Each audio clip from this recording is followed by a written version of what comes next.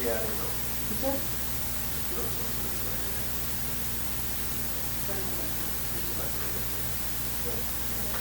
It's on. It's on. Morning, Israel. Morning. How you doing? See All better right. days, all right? Considering? We're gonna do our normal advisement.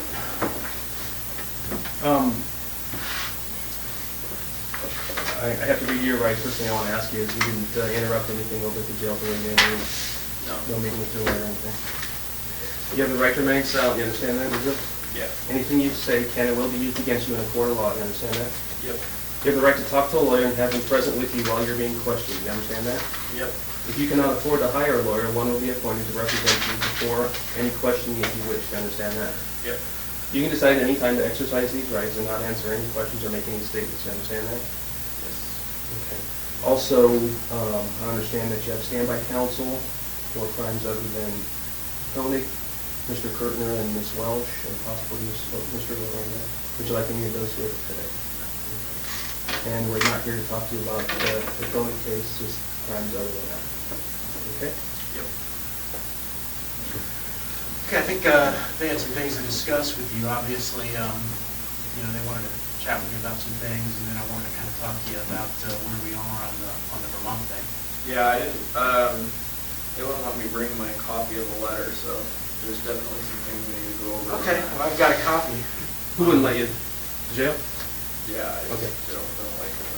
Leave with Carry stuff around with me. Yeah, if you guys want to chat about what you need to chat about, I can Afraid read a of letter. a paper cut? You need to mark up the letter, is that what sort of like you have some requests on it?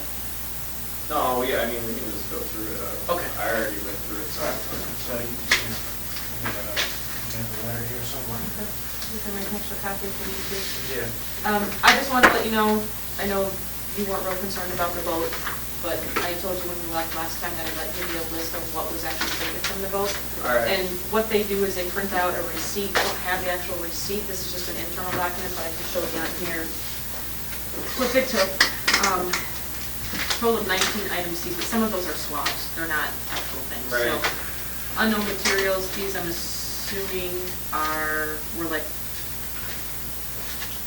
pieces of thing, or like stains that made with blood or something like that they checked out, because that's based on where they were taken from the engineering. Fibers and fragments, same kind of thing. I don't know what that is. I can ask about that. All of unknown material. My guess is it's probably here. Hopefully the lab will know. That's why I call it a ball of unknown material. Maybe you could shed some light on that if you know. You know what the ball of unknown material is? I'd have to see it. They had possible bone fragment and other material twice. Down here, 2 different things were taken. There, rope to anchors with a line, other rope, a swab, and that swab was taken from the seat cushion. Screws, these were all in the back area by the carpeting, or in that area in the back by the motor. This hair as well. More swabs. Yeah. Same kind of thing. This was that piece of carpeted wood by the trim that they took the bilge pump took as well. More rope, and then took the cable cuts. I think they'd already probably had these before we had talked last time, so those are already. All right. So that's what they took, and then eventually I'll get an actual receipt paper if you want that, you can have it. Questions about any of this? Okay. I'm going to get a copy of this. Okay. So we mark it up. Okay.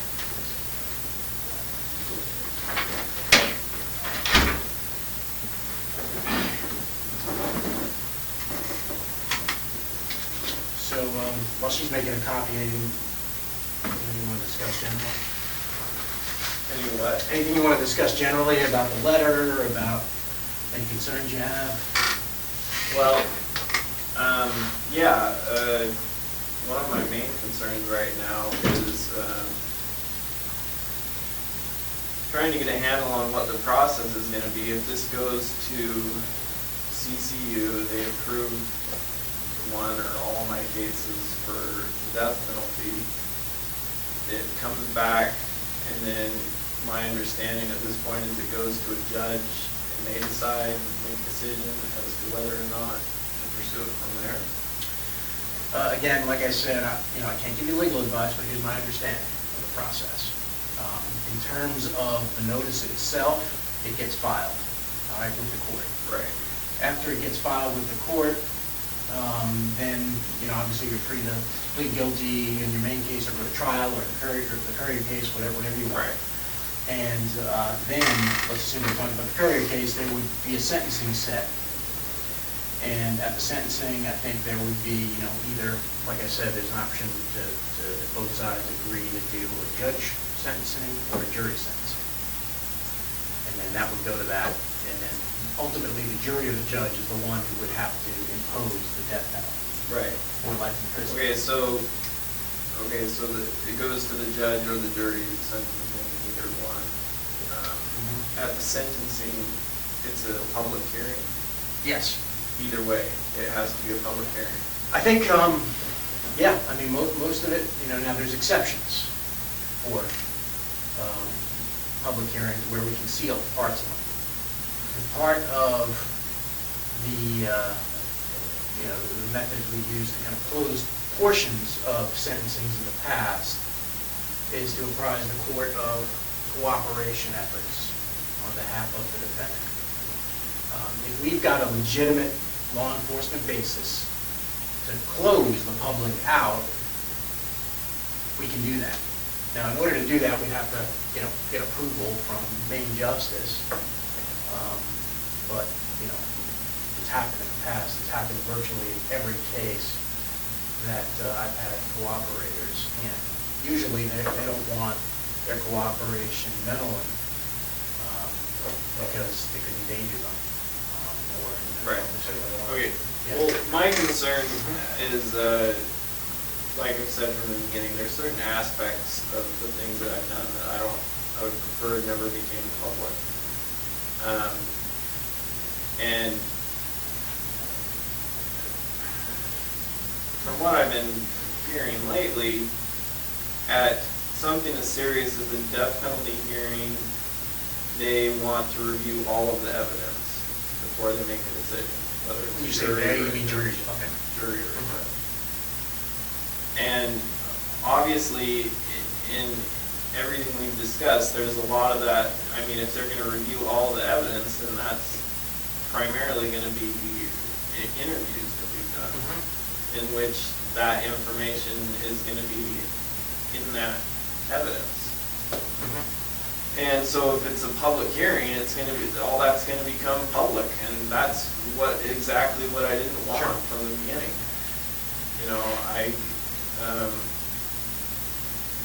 Certain aspects of this that, yeah, there's no way around it, but, as far as different things that were done with the bodies and the sexual assault stuff, that type of stuff, I don't see, if that has to be part of the hearing, then we gotta figure out something different. I got sort of two possible solutions I've been thinking about, if it gets to that point. One with respect to stuff that you're working with us on, like, other crimes, other, bodies, and they're still investigating to corroborate your confessions for those murders. We can certainly seek approval to close that part of the sentencing, to the extent you're talking about those. All right, now, I don't know whether or not, no guarantees whether or not main justice would grant that. The second portion of it is,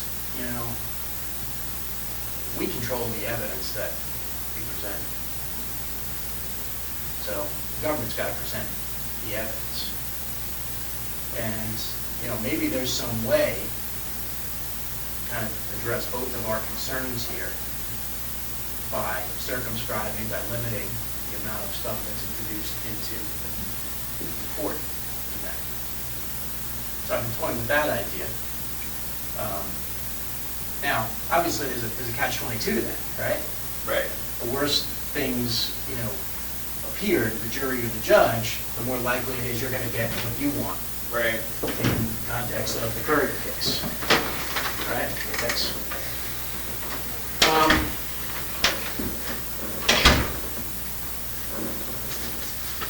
But I think that there is maybe a way around that. But in order to kind of get around that, what we'd have to do is we'd have to have at least the basic information on all the murders you committed. So basically, it's not like, hey, we're sort of going with quantity rather than quality of the murders. So, and if we can corroborate those, I think there may be a way to kind of get you what you want, but also, obviously we get what we want then too. That would have to be part of the negotiation. Now, these are just thoughts I've had, but... Right. Here's the problem with that scenario is, like you said, I might get what I want. You definitely get what you want. Well, I mean, look, I think you said it before in other contexts, if people hear the things you've done, I don't think any jury would have any doubts about what they do. Now, I can't promise what a jury is going to do. I can never do that. Right, but that was me operating under the maybe somewhat naive assumption that as long as I was giving you all this information, there was no reason for it to become public. Whereas I already know that if you go out and you find all this stuff on your own, then all kinds of stuff. Well, maybe all kinds of stuff. I mean, it would have to be a numbers thing. I mean, right now, the way we're going now, let's assume we don't ever strike a deal on the Courier thing. Then I think it does become public, some of this stuff. Then we're forced to kind of go your way, and you're forced to go, your own way. We've got to go our separate ways, and we've got to, try our cases. I understand that. I think now is the time to sort of strike a deal that would encompass all your activity. And then part of that, broker some deal about, what we can introduce and what we can't. Well, this is another problem. This is why I was pushing for a different type of meeting this week. But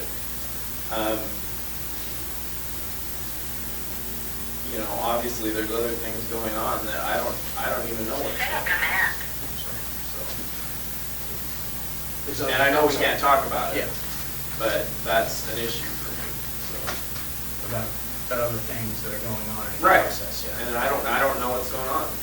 So yeah, I mean, obviously I can't help you with that. That's between you and I the know, attorneys. I know, and that's a problem. So I don't know what else to say about it other than that.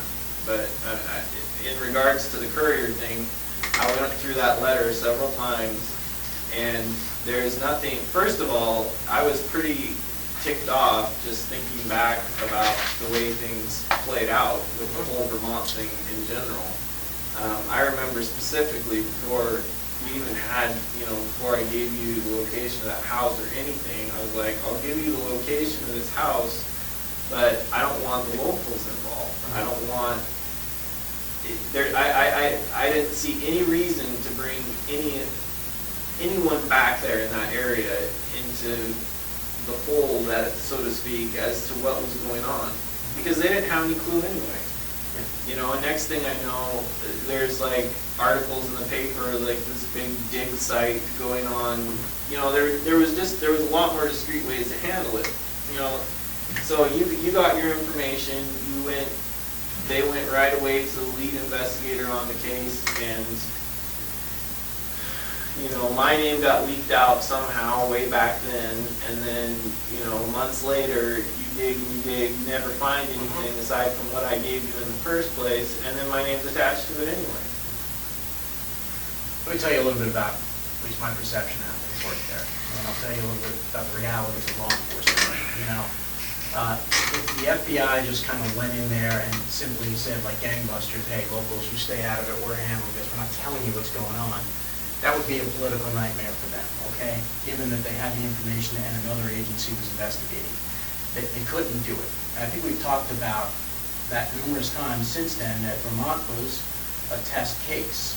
And, you know, I think we've learned a lot from Vermont, and we understood that the way that was handled back then, you know, we'd have to avoid in the future to keep both sides happy if we were going to get continued information.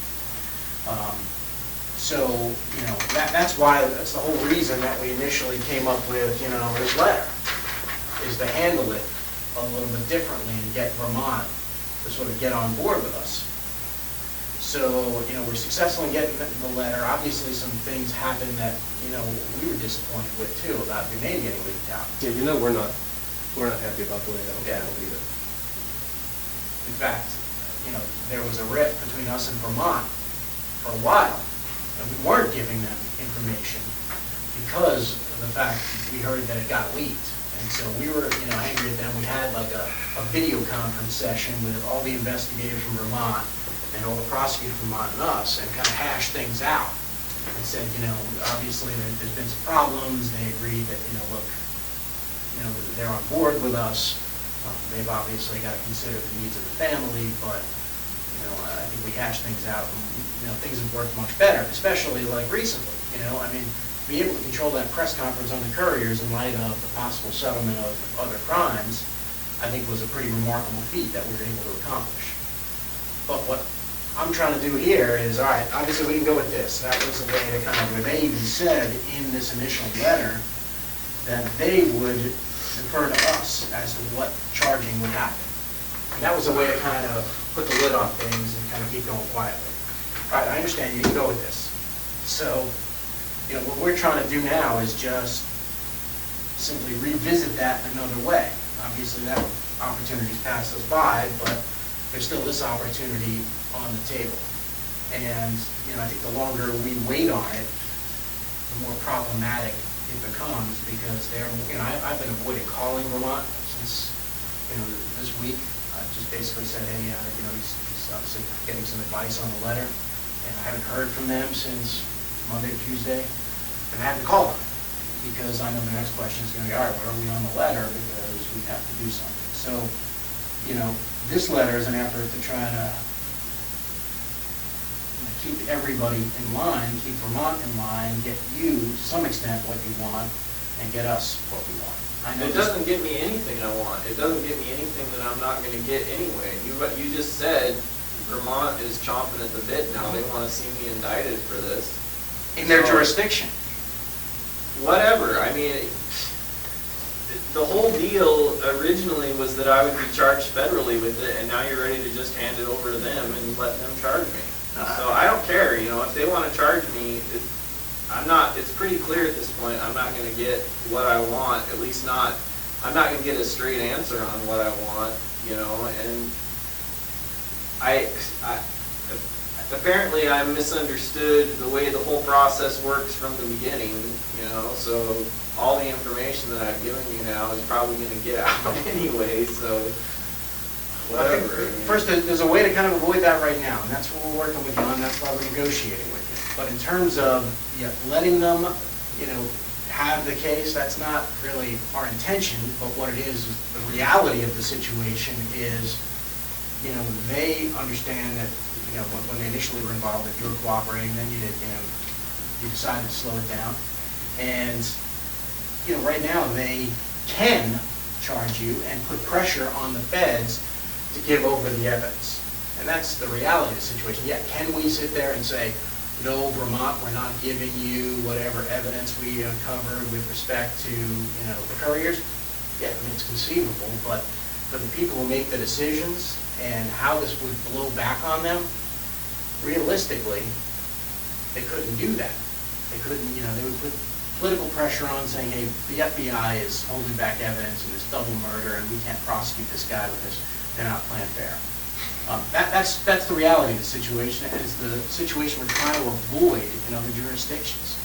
I mean, we're trying to do that, but, you know, we're you know, it's like herding cats at this point, and I think, you know, if we go in there with an agreement to other jurisdictions and simply say, all right, look, you know, he's cooperating, he needs your assurances that you're not going to do these things that, you know, Vermont still has the option of doing, I think we're a lot better off. And, you know, your desire for discretion on some of these things about what comes out in court, you know, we can negotiate with those things. And we can try to figure out and strike a balance where, you know, you would get what you want, but we get what we want.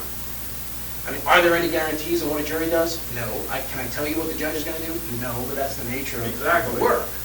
I mean, that's, you know, that's just the way, you know, the law works. I can't, you know, even, couldn't guarantee any jury, you know, no matter how strong the evidence, what they do with it. Oh, I know. You know, so, but all I can tell you. The biggest issue of all. But the more compelling, I can tell you, in my experience, the more compelling the case is for the jury, the more likely it is, the stronger the evidence, the more likely it is that you get a favorable verdict. So, you know, yeah, you can go, you know, before the jury in the Curry's case and say, yeah, you killed these two people, and, you know, that would be the evidence. But at sentencing, you make a much more compelling case if, you know, you say, all right, there's also, you know, 8 other people that you killed, and you provided evidence on those, and, you know, by virtue of the agreement, you know, we would be circumscribed from telling the jury about that. I mean, that's one way to handle it. You know, I think the problem is you're sort of between a rock and a hard place. You don't want to give the jury all the information because, you know, I don't care if the jury has the information. I just didn't want it all over the media. All over the public. Right. Well, I mean, that goes back to sort of the But first. apparently that's not possible. So can I see that letter? Yes. There's something else in there I wanted to go over. I think like I said, there are law enforcement exceptions to keep things sealed and from the public if we're still investigating it. You know, we just need to get approval of it. And that's something we can put in that letter, that we seek approval from Maine Justice to keep things. And in this, and I'm pretty sure in this letter, all we're asking for on anything else is who and where. The details. Yeah, I know, I see that. So you get to, you control that information by telling us just that. Right, but the problem is with some of that, it's gonna give you more than enough that if this doesn't work out in my favor, you're gonna keep playing connect the dots, and I'm gonna keep getting bounced around from one jurisdiction to the next. That doesn't happen with this. No, it says, prior to any plea agreement, I provide the total number of victims, jurisdictions, which in turn is going to give you, oh, it doesn't say names or dates, but. Or even specific locations, it just gives us a jurisdiction. That's just so we can get their agreement. That's all that's why that's all we're asking for before that. It's purposely set up that way to protect you. Right, but the problem is I already know that you know where I've been for the last few years, so it's not. So you're not giving up anything. So you're right, that's not a lot of new information. It might just corroborate some of the stuff that we have, and it gives us the ability to go to them and get them on board. Or walk away if we're not willing to get on board.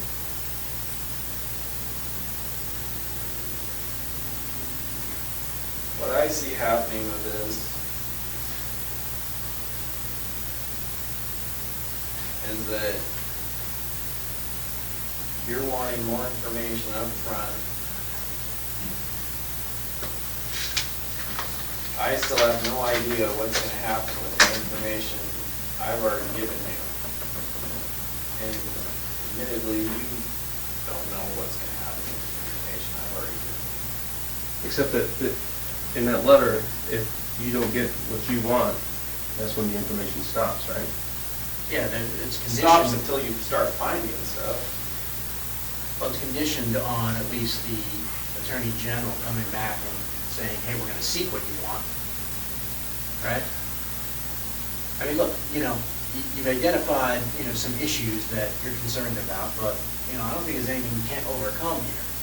You know, there's no reason to get sort of frustrated about things. It's, you know, we can work it all out. You know, you just identify. Oh, I know, we some can work it concerns. all out, I just don't see what the big time crunch is, that you want all this information right now, and I still don't know what's gonna happen with the stuff I gave you on day one.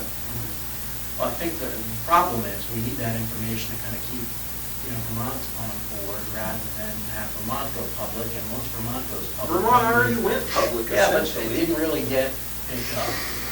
They had one reporter who had inside information, she didn't share sources, as far as I know. And clearly, the other stations didn't feel comfortable linking it to you. Certainly, you know, they were calling and trying to get Even up here, confirmation. they added that disclosure, they couldn't, Yeah. they couldn't confirm it locally, so that all they did was run what Right. they had. No, I get that, but, I mean, you've already said whether I'm charged with this federally or locally in Vermont, I'm gonna be charged with it soon, right? That's their plan. That's what they want. That's what they want, and that's what we're trying to kind of avoid, at least, because you said you didn't want to get dragged back to Vermont. So I don't see how they can do that anyway when I'm still facing charges here. They'll drag you back eventually.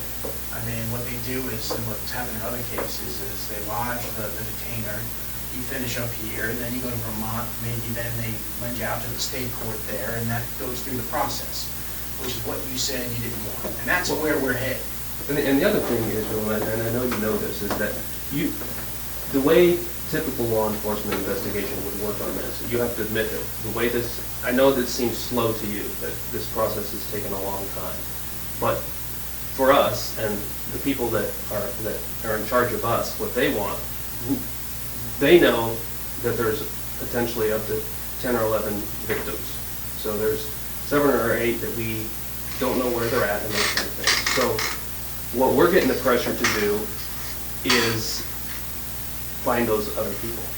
And so what you don't want us to do is to use conventional police methods to do it. And that You're already using conventional. We're not. We haven't gone to Media? But we haven't It's a big gone to one. local media places and said, Israel Keys was here on April 10th of 2009. He committed this Tupper Lake bank robbery.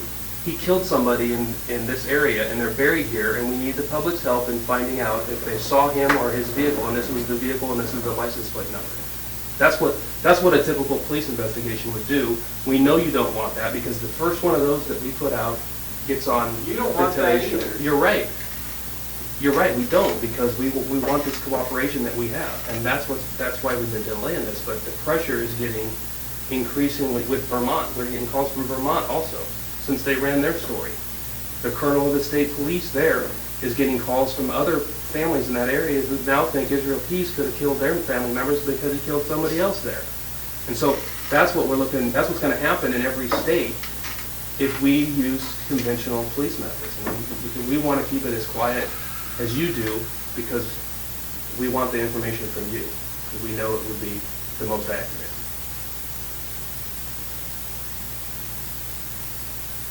I mean, that's just the reality of it. I mean, I know you know that. No, I know, but you know as well as I do that you can put my name and face out there and dates out there all you want, but we're talking about stuff that's happened at least 2 years ago now. I know, I realize that, but that's the only other way we can do it, right? I don't know, probably, but I'm just saying that I'm getting a little bit ticked off at what's happening with the information that I've already given you, and I see no reason at this point to keep giving you more information, because I don't know what's going to happen with that. Once you have it, once they have it, these different jurisdictions, it's their information. Yeah, I understand that, but then I lose it. And you guys, and then, Vermont, New York, whoever, they do whatever they want with it. And like you say, the whole process is, I'm getting a little bored with it. So, I mean, you're, annoyed with that, with the way that was handled. Quite frankly, I'm annoyed with you, because you had in your power a way to stop it right here. And I came up with this plan, and you could have done it.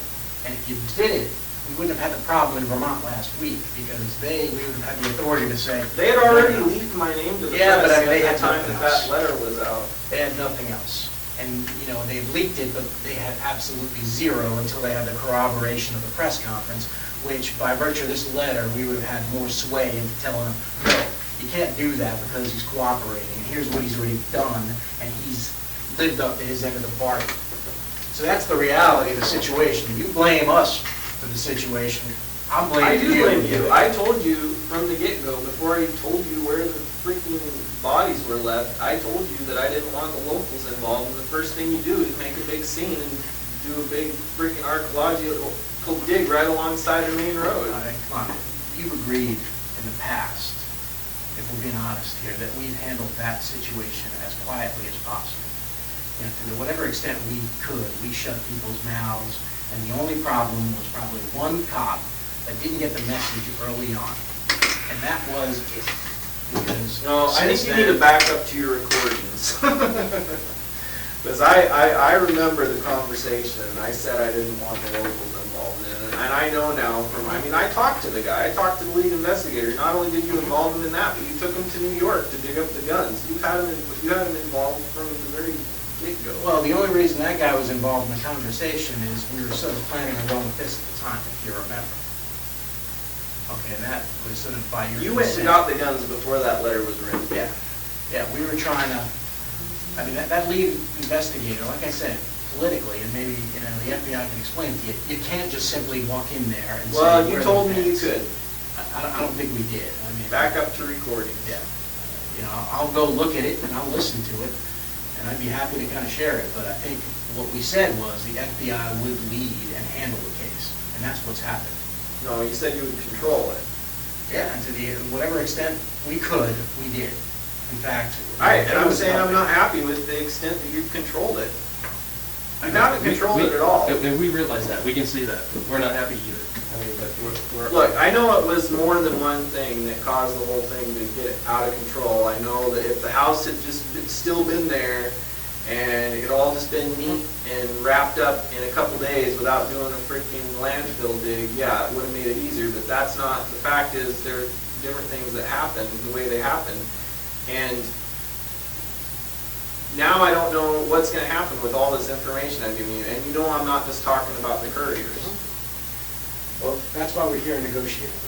You know, look, you have stuff you want, we have stuff we want. Yeah, can we promise you absolutes?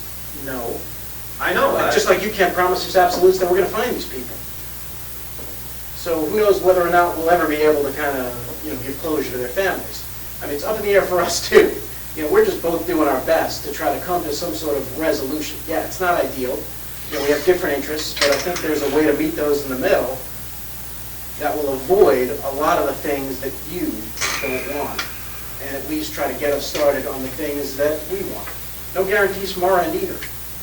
We have the ability to control it better now. I told you the other day, back in April, when you told us about the couriers, we had no idea what we were dealing with. We didn't know there were 7 or 8 more bodies. We didn't know a lot. And we have the ability now to control it better. Had we known that back then and were able to communicate that to the people in Vermont, I don't think the leak would have happened, because I think that person We'd be would in have a very realized that different the place. gravity of the situation. I don't think that they did. I think they thought the end of it was their case, that was the only one that mattered to them. And clearly it wasn't, and I'm sure that person.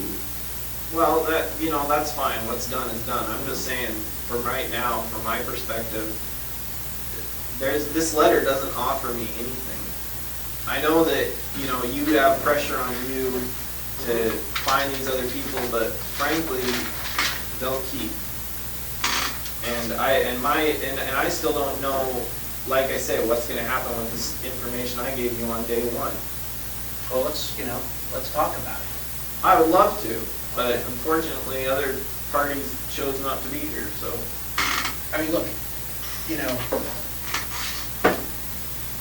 in your discussion of other crimes, I mean, I know we've mentioned this to you all the time, that, you can have counsel present for these discussions of other crimes. you know, I know we paid lip service to it, but, I mean, you were in Judge Beisland's courtroom when we did this whole thing. You know, I don't you have any basically problem. said, you can, if you wanna stop talking and you wanna kind of invite counsel here, then you can invite them and they have to come.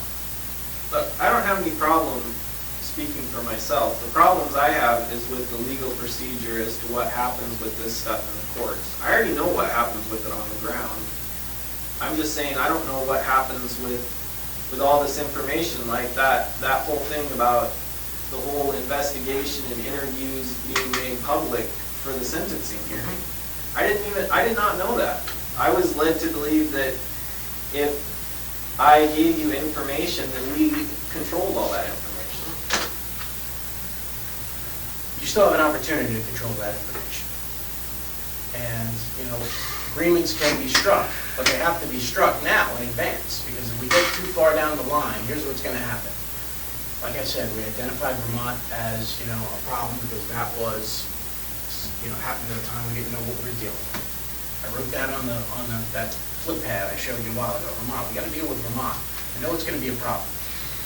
All right, now I know it's to the point where, yeah, it's a reality that it's gonna be a problem. If we take control of the situation, you know, I think we can avoid that problem. You can then negotiate what the extent of what you tell us. And to some extent, you know, what comes out in court. But we've got to talk about it, and we've got to kind of go forward, because what's going to happen here is, let's assume we don't strike any deal. And here's what I see happening, and again, I saw this months ago, and I'm just going to tell you in the future what's going to happen is they're going to go ahead and say, all right, well, he doesn't want to enter into a global settlement on the other crimes. We're going to go ahead and charge him. Okay, once they charge him, it doesn't become, once they charge you, it doesn't become one reporter saying Israel Keys did this. It becomes, all right, the government saying he did this.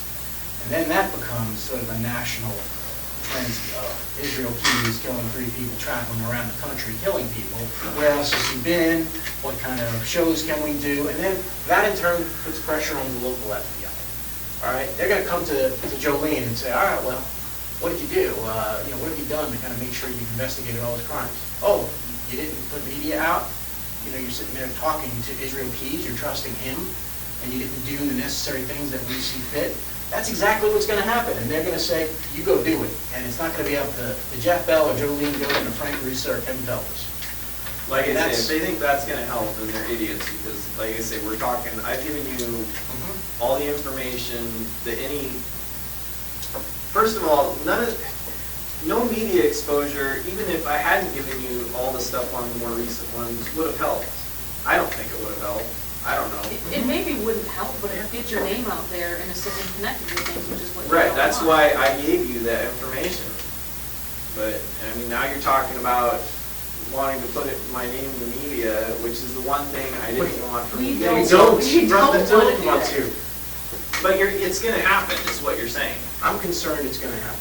That's my concern as I look forward. If we can't get another avenue for doing it, I don't see that I don't see that we have any other choice on how to investigate it. I mean, Yeah, you could just hold off until I see what happens with the information I've already given you, and then we still have an open line of communication. If you do that, I have no, what incentive do I have if you, after all the information I've given you, if you run to the media and put all this crap out there for my family and everybody else to see, and then at some point down the road, oh, we still don't have enough to find out for sure that he did this, that, and the other thing, but let's go back and talk to him. You really think I'm going to feel like giving you any more information? From our perspective, you have to see it sort of the other side of the coin. You know, what guarantees do we have that you're going to give us the information? You don't have any guarantees. Exactly.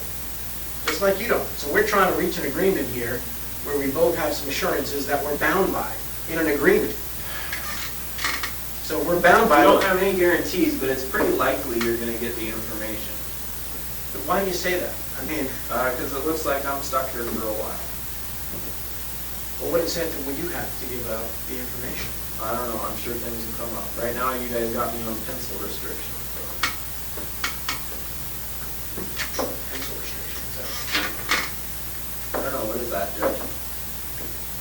that's to get you to stop eating pencils, I guess.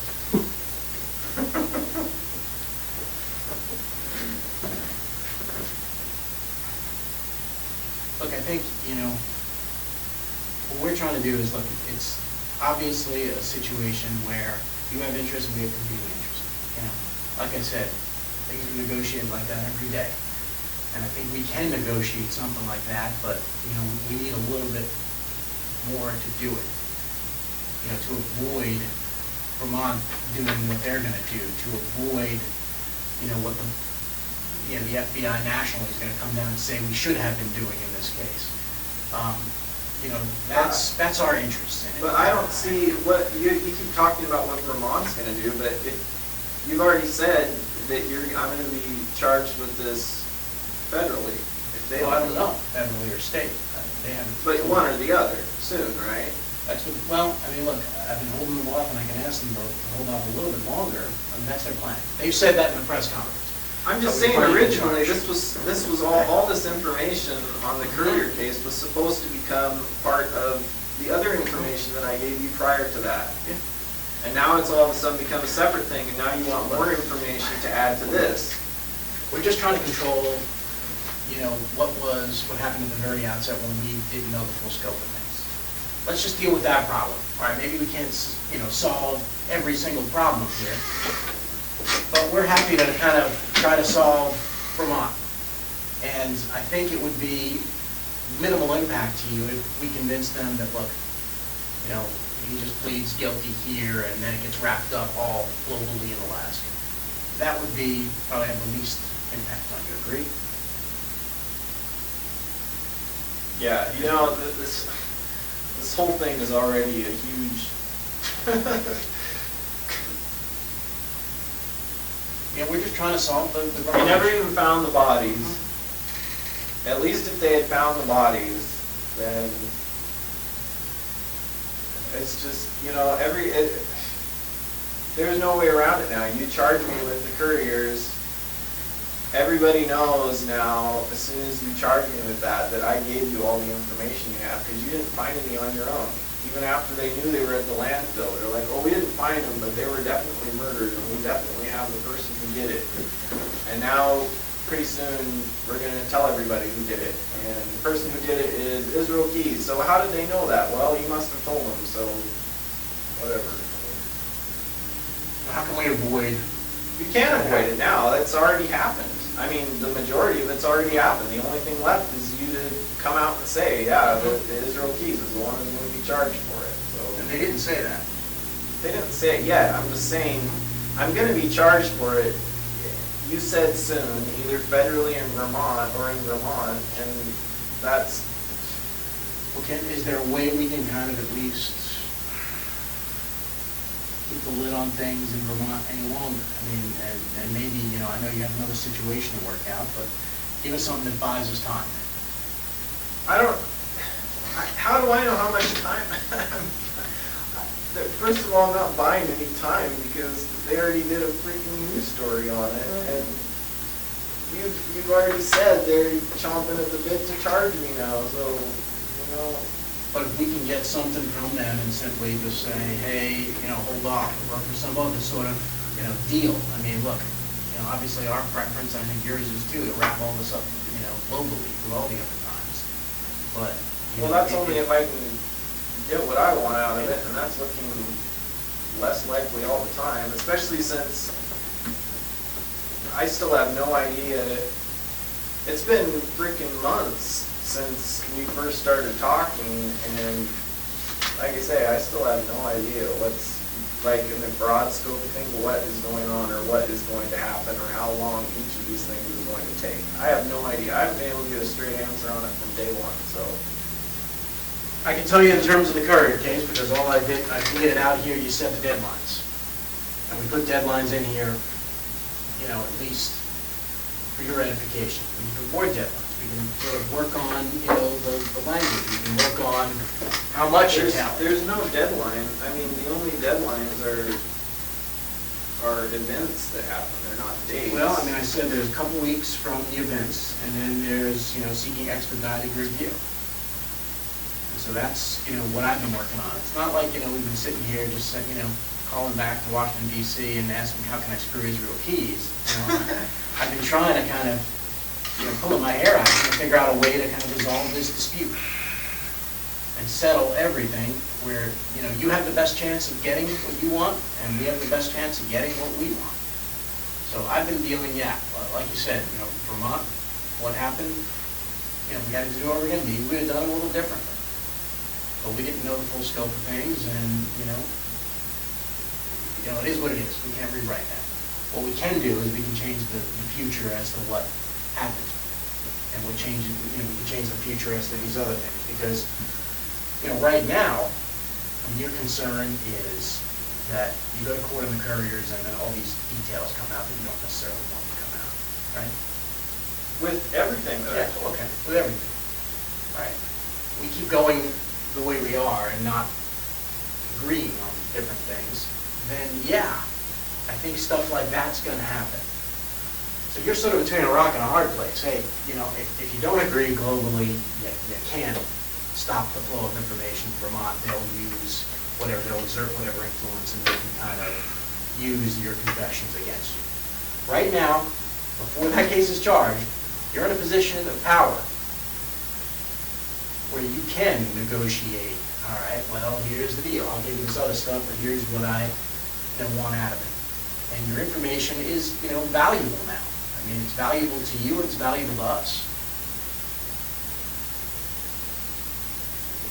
It's only valuable to me as long as I still have it. I don't, there's nothing. But the value is that it'll be in the agreement, and we're bound to the agreement. Yeah, and the value is also, that they would, they would use it in capital crimes to justify whatever decision they have to make there confidentially. So there's that. There's other stuff in terms of limiting the amount of information, if we keep going the way we are, then there's no agreements, and who knows what people will use. But there's a way now to kind of... Well, you should know, because you're the one I gave the information to at this point. What I'm saying is that if we sort of strike a deal on it and it limits what we're, we all bosses, like I said, they're going to tell us, hey, you have to present all this information in court to justify whatever decision the jury's going to make on him. But if there's a binding agreement that says otherwise, at least then we have a reason not to, and then we're bound not to do that. And that could avoid the negative consequences that you're concerned about. I think there's a way to do it. I just don't want to shut any doors here. Well, I don't either, but, the problem is I think you're trying to open all the doors at once, and I still don't even know what's behind door number one, so. What do you mean open all the doors at once? Because I don't...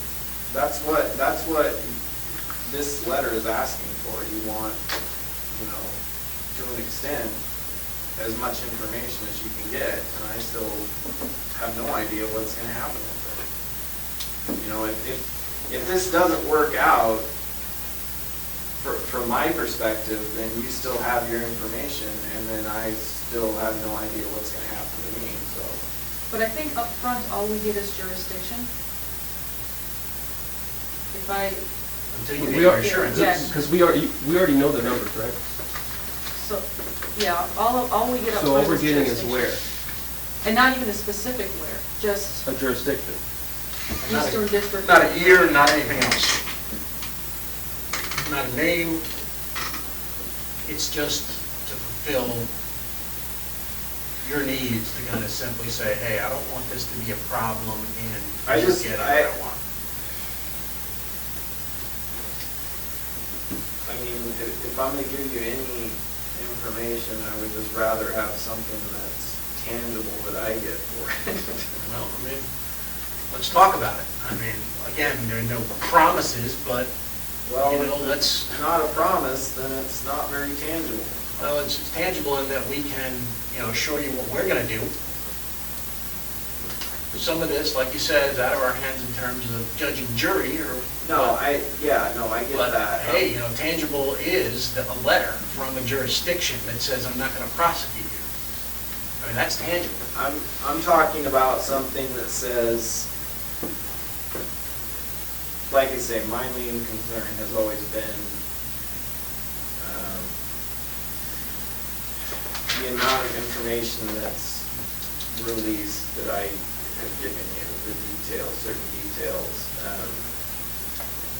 You know, to me, that's a major concern, and I don't, and right now, I'm still really fuzzy on, you know, what I want. It sounds like, I don't know, from what I've been hearing, it sounds like it has to come out.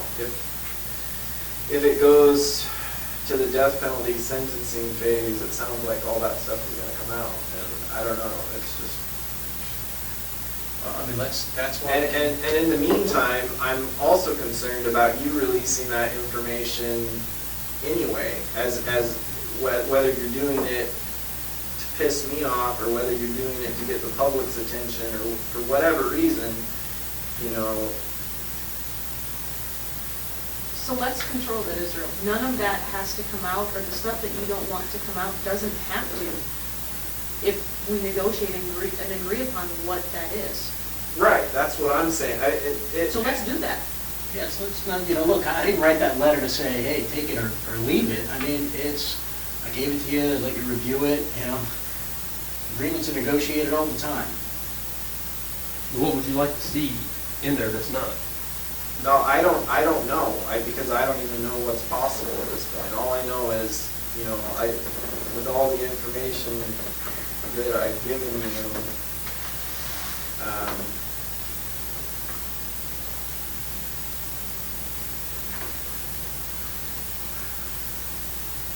really freaking.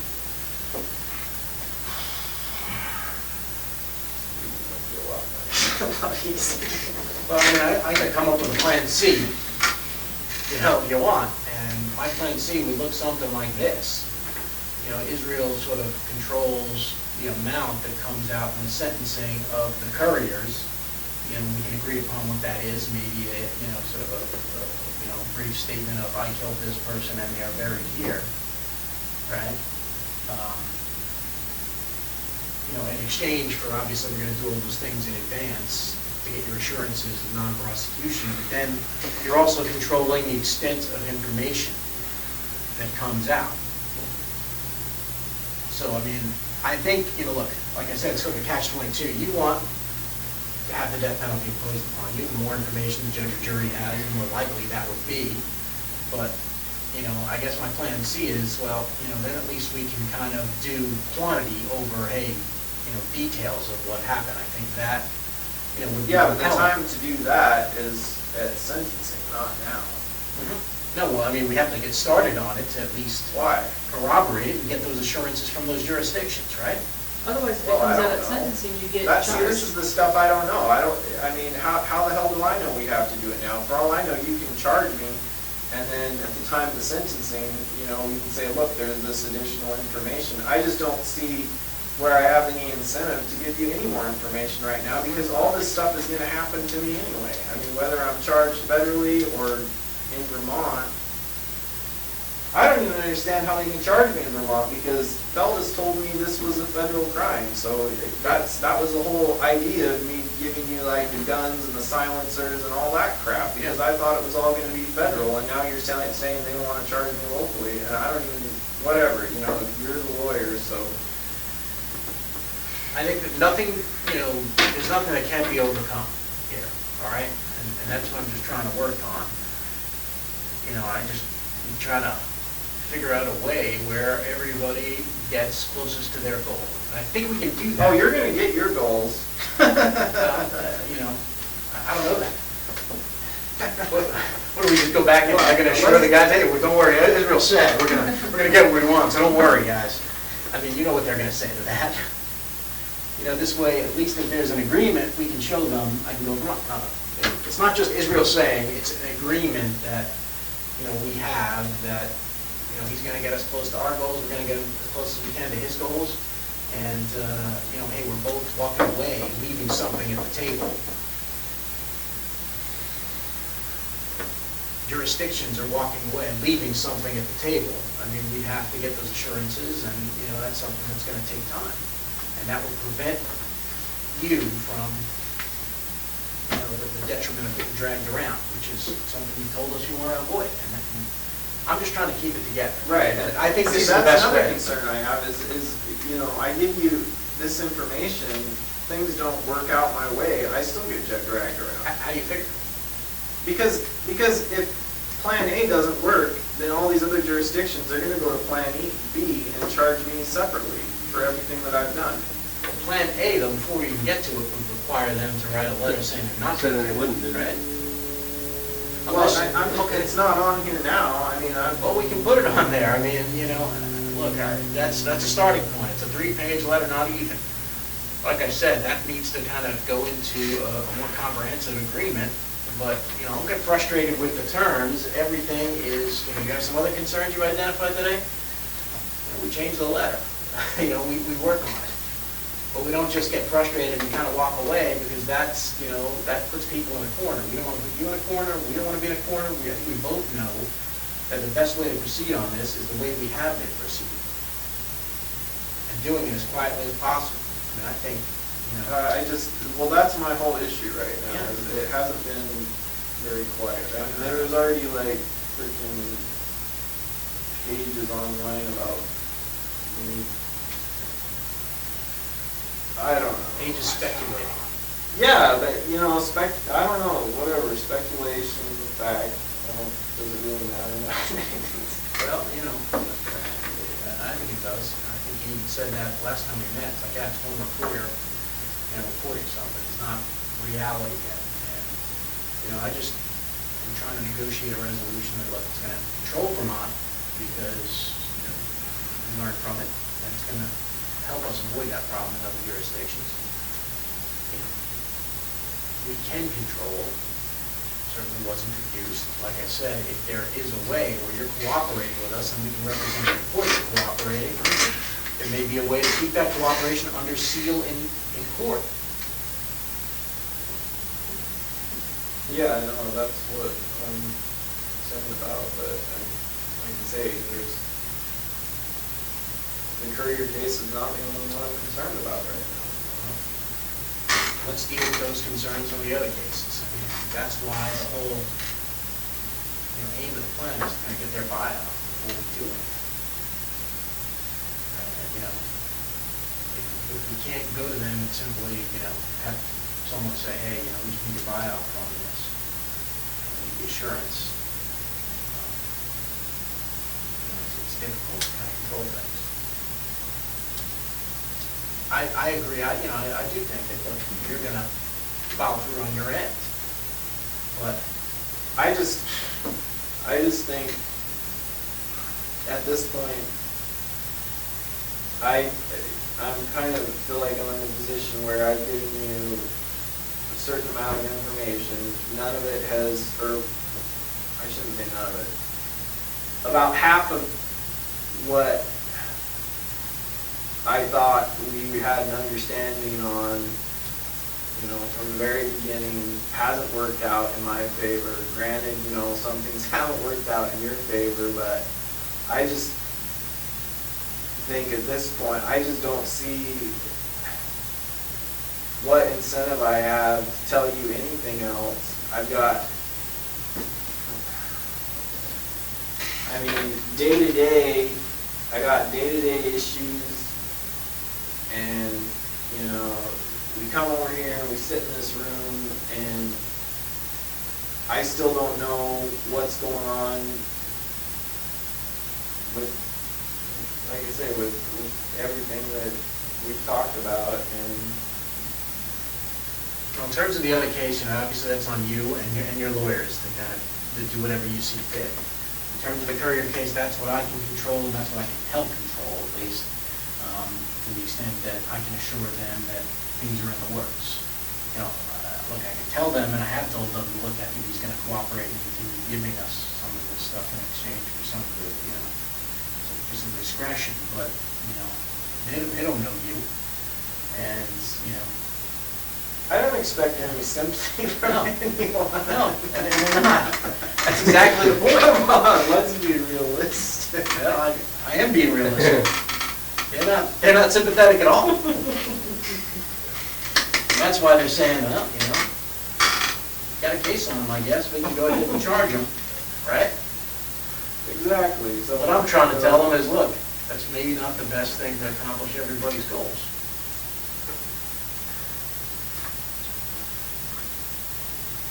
And if I have something that I can take to them, I can maybe, just put that off. That's all I'm trying to deal with. I think there's a way to kind of circumscribe and limit the information in court. I think there's a way to write that into the agreement. I think there's a way to for global settlement.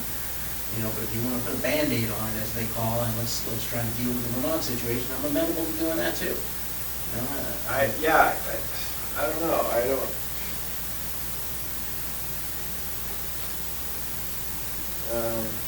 yeah, there's just a lot of stuff.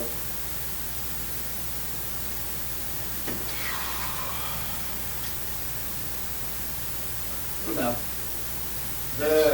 Why is it carjacking? Anyway, I didn't. Well, that you part took either. put them in the car. Is that because it was their car and not mine or something? Yeah. So if it had been my car, it would have been kidnapping or what? Yeah, it depends on, the method of kidnapping. It's a weird carjacking. Yeah, kind of makes you seem like a gang member. Carjacking.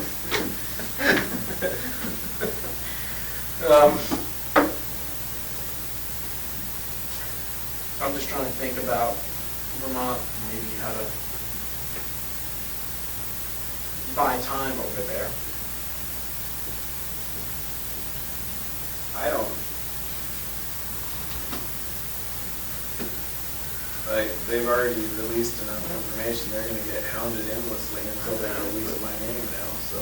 Yeah, but if I can, give them something that kind of gives them comfort and gives the family comfort, then, maybe we can delay things there until at least you find out what's going on in your other situation. I don't. Like I say, it doesn't matter, as far as Vermont goes, everybody already assumes I did it, so. Yeah, but no one's really Even my own family pretty much assumes I did it, so. But one of your goals was to not get charged out there. That was one of the things you told us the other day, is that you didn't want to No, I have to don't. go back there. So that is something that we can still. So ideally, what would that say? You said there were some, how would you have that read? What information would you have released about you control everything beyond the couriers, because you only tell us whatever you want to be released. What would be acceptable to you to be released that you think would meet your goal in this case? And like Well, Craig was talking about, quantity.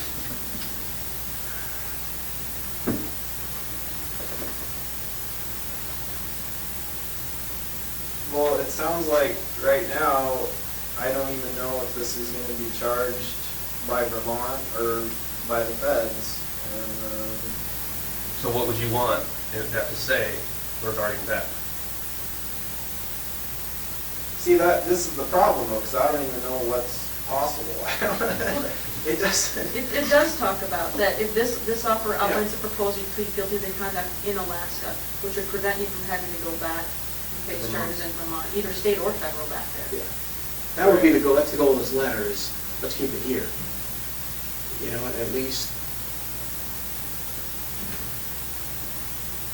So if that's one I of the just initial. don't understand why they even would want to charge me there in the first place. It makes no sense. Well, it's also, they have family members that they feel like they're close to, and I'm just giving you, their perspective they gave me. They want to kind of make sure their family members see justice, and, they feel like it's a Vermont crime, and the community needs to know that type of thing, and, that's their sentiment. It may not make sense to you, but I understand it from a law enforcement perspective, that, hey, you committed a crime there, you should be held accountable. That's typically their take on things. And it would probably be our take on things too if it happened in reverse.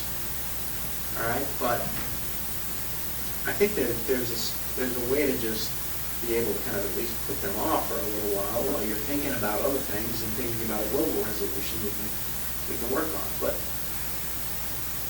like I said, that's a way for us to get close to our goals. If you want a sort of a smaller way, I can come up with one.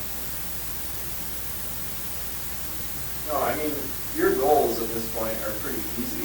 Yeah. My goal is not to get charged for That occurs. 7, 8 different times or whatever. And that's a goal we Same can, thing. that's a goal we can help you with.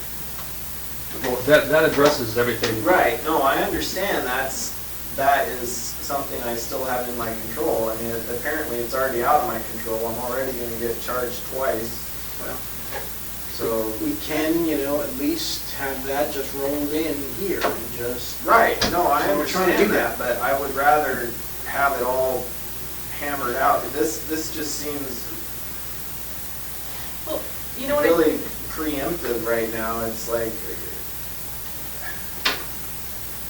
there's gotta be a way to do it to where I get something a little more concrete, and then, then I know for sure that that's it. It's not gonna keep going on and on from one. So what's an example of what you mean by concrete? Like, what would you, I guess I'm not clear on what you want. Well, that's I within thought you our were- control. What could we put in there in writing that is? I don't know that I don't know. What types of ideas that would you like? I mean, like, just plain ideas that we can work with. And I think I have some thoughts on, a couple different ways we can try to work on this. I just need to know what your concrete ideas are, because, that's what you want at. I mean, I try to write that with your goals in mind, based upon the flip chart of what your goals are, and, I think I try to satisfy those. And, to the extent you have other goals and other ideas, then, we work it in.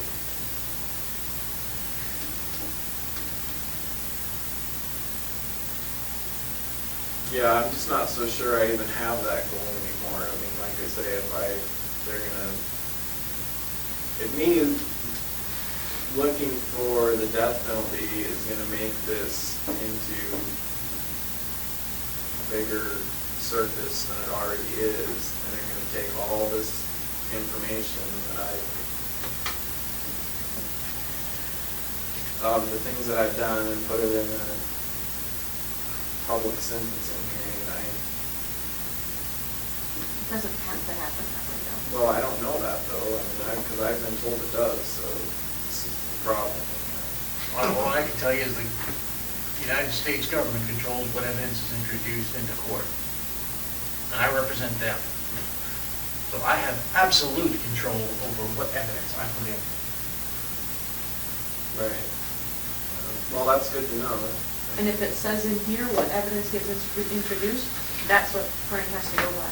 Yeah. And no one's gonna tell me that, here's what I have to do. Now, obviously, there's, bosses everywhere that'll try to tell you stuff, but if we have an agreement that binds those people, then, it is what it is. Court doesn't have any right to demand more information from us. Court has to let us try our case. And I decide all the time at trial, I'm not gonna put that person on, even though maybe they could help my case, but it's not worth it to me. It's not worth it to me because I have some other goal in mind. Legal strategy 101 happens every day. So, that is in my control. That's what I'm telling you. And so you want something that's within my control. It's as simple as that.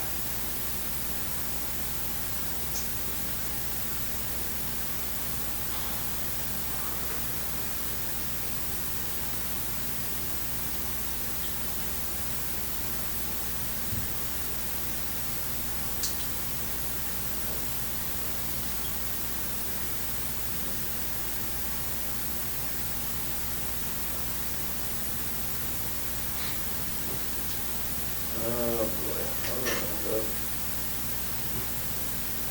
Freaking max lockdown year after year, and it's bouncing me around.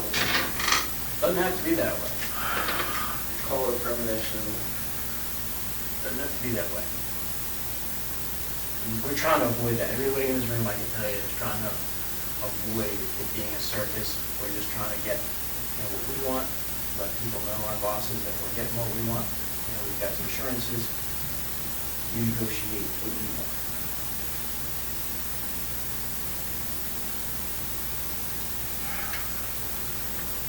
we wanted to screw you, I wouldn't be sitting here drafting a letter to you about, here's what we're gonna do for you, and, you know, I wouldn't be in here.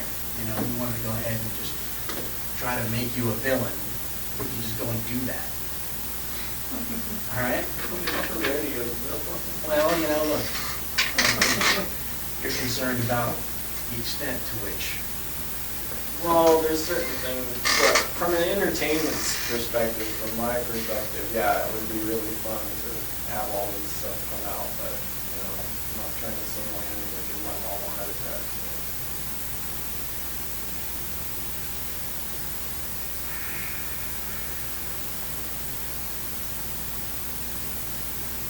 But I still think there's gotta be something more that I can get out of giving more information. Because I haven't seen anything yet. What do you want? I wanna know what's gonna happen. You wanna know when, what's gonna happen and when? You wanna know? Yeah.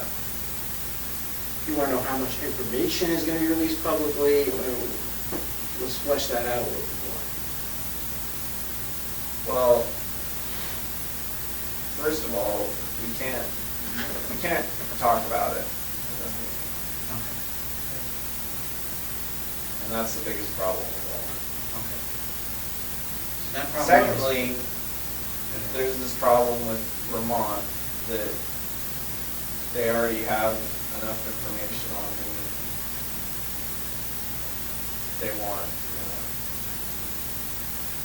They want to make it public or whatever, one way or the other. Honestly, I don't care if this courier thing gets charged in Vermont or gets charged federally. Because right now, it's not, either way, it seems like it's just gonna keep dragging on. And I've got other more immediate concerns.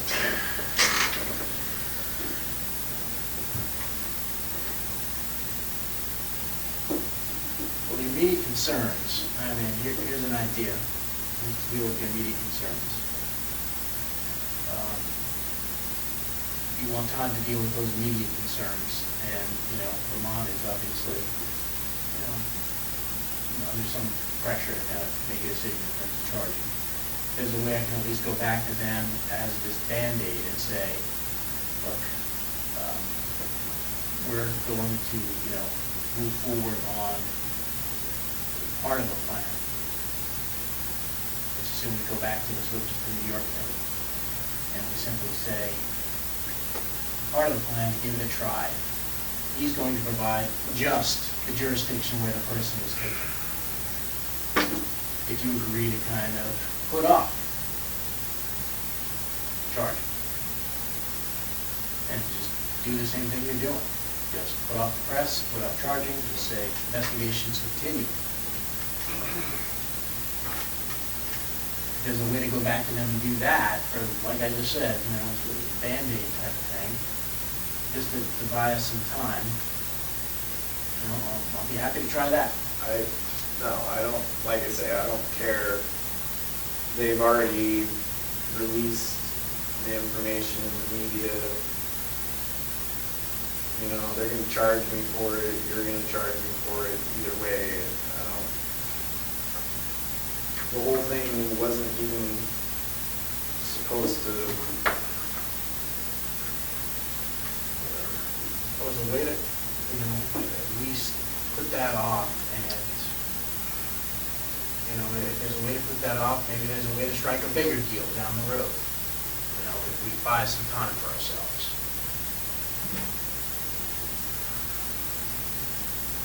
And obviously that would entail, though, getting insurance before we gave any information. So, I mean, look, it's a Band-Aid, it allows you to get an insurance, but it also buys you time to think about your ultimate goals and what you want in an agreement for Georgia. It also gives you a chance to see if this plan will work, which I sense is part of your concern. Yeah, because it doesn't, it says that this plan, it says right in this plan that this plan might not work, so. No, not from our perspective. I said, look, which part? Not the kind of thing you want to see. Which part are you in talking instruction about? letter. Which part are you talking about? Where it says, "You understand that we have no control over what." The Attorney General. Right, so that's, I mean, but that could follow through with this entire thing. But Yeah, the but then majority you get of to it, walk away. There's nothing in it that anybody has any control over. No, I think you do have control over things, and you have control over things, because that I put in there just, the Attorney General thing, at a deference for what you want. If you're not getting what you want, then I understand you don't have a benefit. If the Attorney General comes back and says, life in prison is what I want you to see, that's not gonna make you happy.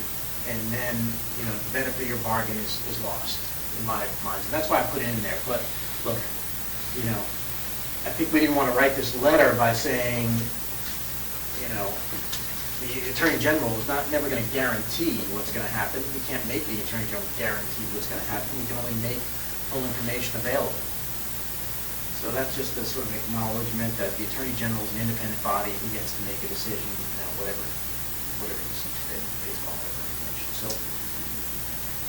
look, as much as there is, the main crux of this deal is you getting control over the prosecution of cases. You getting control over, if you want, the extended information. You getting some guarantees over that. And in exchange, us moving forward as quickly as possible with you controlling, some of the deadlines. So, I don't know, I do think you get what you want. I mean, look, we just can't, I don't have the authority to speak to the Attorney General. I'd like to put a deadline on him too. And say, hey, you gotta come back with a decision next week. But, he's not gonna listen to me. Well, there's another factor that just occurred to me recently with the sentencing portion is if whoever happens to be sentencing me knows that the death penalty is what I want, there's a chance that there could be some reverse psychology going into play there, and they're going to want to give me the opposite of what I want. Well, I think you even talked about that at one point, and that was part of your thought that you'd go with more jury rather than a judge. Yeah, but I'm just saying if it works either way. Yeah, I mean, that's possible. There's just a lot of, I mean, look, yeah. It does. I mean, it would be, Maybe this, yeah. You can't guarantee, like I said, I can't guarantee what a judge is going to do. I can't guarantee what a jury's going to do. You just work out a whole under-the-table resolution.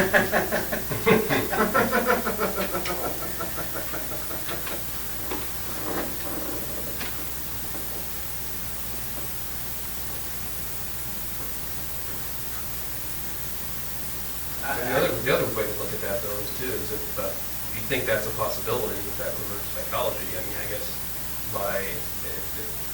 they think you have something still to offer, maybe that would be an option, but if not, then, you know what I mean?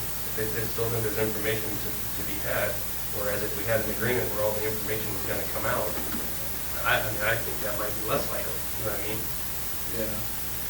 I mean, that's one reason I think they could look at something like that. Might also. Everybody just makes too big a deal out of this stuff. We're trying. Bigger problems in the world we could be worrying about right now. Oh, this is, one problem a day, and this is sort of the problem that we all have, and we're trying to come up with, a solution that we get both of us get closer to our goal. And that's what I've been working on. I'll come up with another plan. I'm happy to kind of keep working on it. I'm happy to redraft the letter. I'm happy to kind of call whoever I need to call. But, I think, I don't want to close the door on things. Well, I don't really see that that's an option at this point. No, I mean, I think we all understand that, but, we're just concerned that At this point, I'm thinking pretty obvious to me that whatever's going to happen is going to happen, and I haven't been able to control really been able to control any of the information I've given out, and once I've given it out, that's pretty much been it, so. I think you're wrong about that. I mean, think about it, the Tupper Lake bank robbery. Has anybody come questioned you about that Tupper Lake bank robbery? No, Right. I'm not. Arson in Texas, burglary in Texas. No one's talked to you about that, right? Bank robbery in Texas. That's probably kind of like small potatoes. Maybe so, but look, No, You know, the courier thing was the okay, only thing. Yes, all right, yes, okay, great. So all this stuff hasn't come out, but I don't know. I just.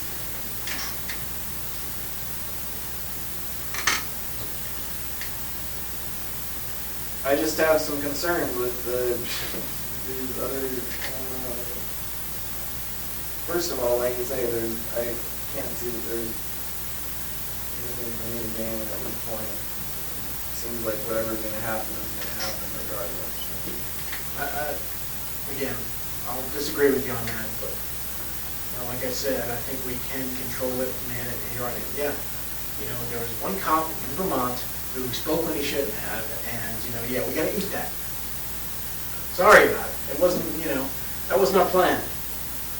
Well, like I said, what's done is done. Yeah, so, but, I mean, with the exception of that, I think you remarked before that you've been impressed about the level of discretion that we've displayed.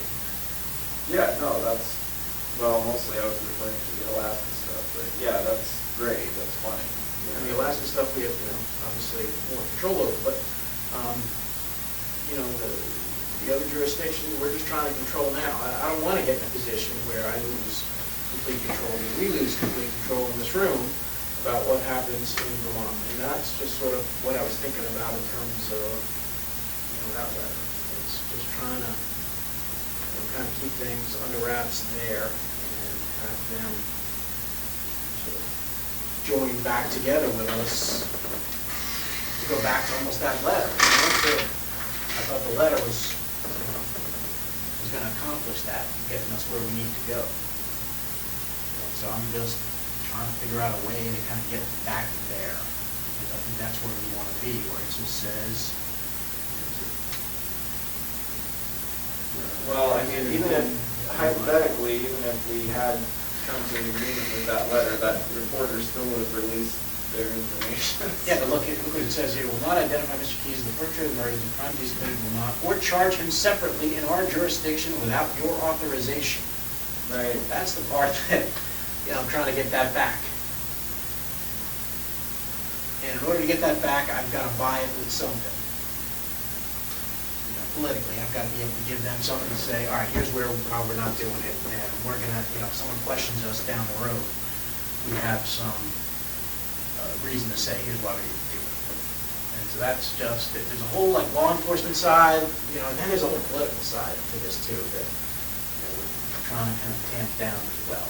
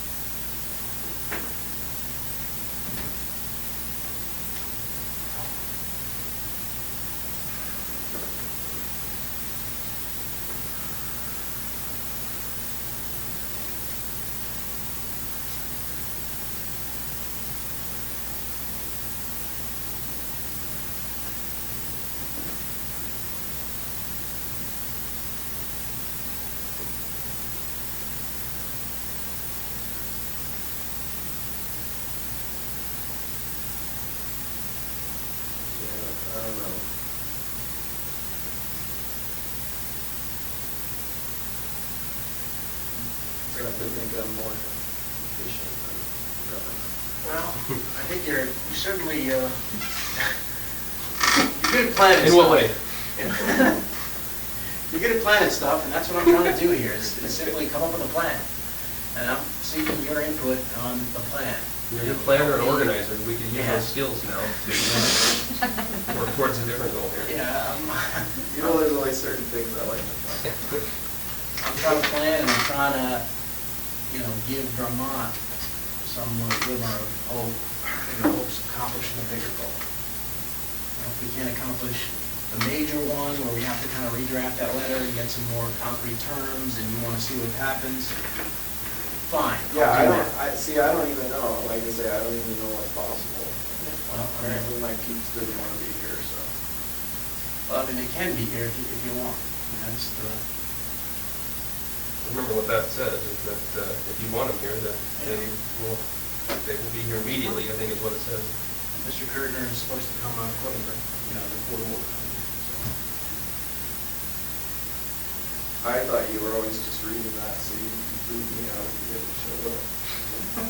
You have what? No, I mean, that's your right, that's an option that the Yeah. judge has said, is if we're here and Yeah. you request him, we give him a call, and according to the judge's order, he has to come immediately.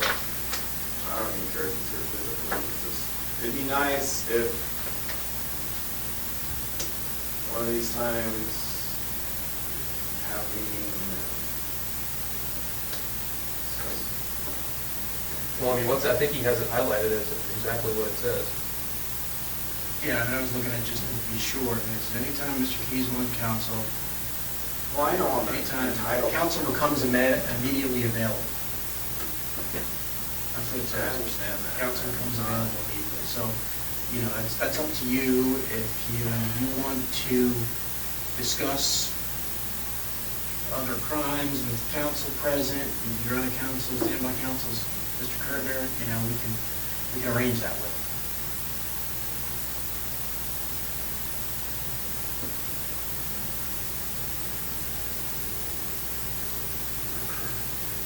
And we could call him at your request and see what he says, if you're requesting that. Well, already requested it, I don't, like I say, this meeting was supposed to, so to do. Well, you didn't request it through us, just to be clear, right? Not to do. I'm But just if you're- saying there's. If you're requesting that from us now, we're gonna stop now, and we're gonna step out of the room and make a phone And call. we'll call him. God, yeah, I mean, I don't know, it sounds like there's nothing else we can talk about unless. I wanna kind of obey the court order, the letter, if that's something you're. I don't know what interested else, in. I don't know what else you have to offer me. And,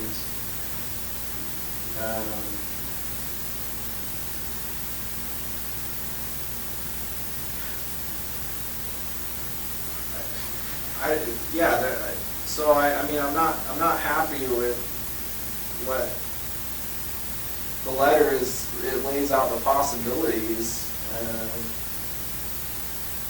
but I don't know if those are the only possibilities. I don't know. It's just. Well, let's take a break. This whole thing Yeah. is, like I say, it's premature. Let's take a break for a second. Step out. I want to make sure we're respecting your rights to. I'm Not fine to talk talk, about it. I'm fine to talk speak for myself. I'm just saying there's other things that need to be discussed in these meetings that we can't talk about unless, at least as it stands now, unless my attorney is here, so. But this says right here, if you request us to get a hold of him, we'll do that. Right.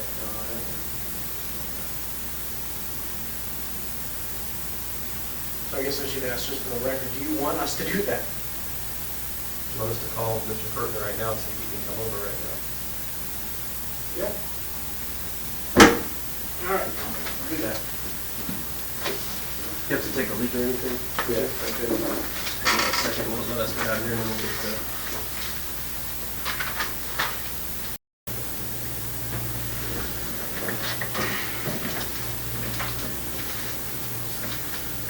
So where do we leave off? What's going on with the Koenig case? All right. Here's what we have. Capital Crimes has the memo. All right. It went in last week. So there was some, I think the U.S. Attorney was a little bit hesitant because there was some concerns that you didn't want to sign the agreement. What agreement? The agreement she wrote to. The one negating the first. Yeah.